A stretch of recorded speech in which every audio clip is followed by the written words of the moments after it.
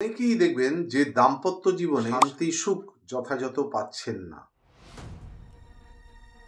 Husband নালে wife যে কোনো একজনের দেখবেন শুক্র ষষ্ঠে বসে আছে। জন্মছকের শুক্র যদি ষষ্ঠে বসে থাকে তাহলে বিপরীত লিঙ্গের প্রতি আকর্ষণটা কিন্তু তাদের বেশি বেশি থাকে।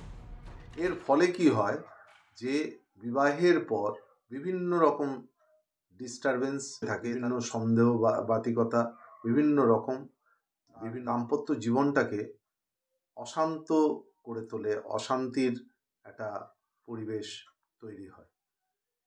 এই জন্য আমি বলবো যে শুক্রের যথাযথ প্রতিকার করে সেটাকে নিরাময় করতে হয়।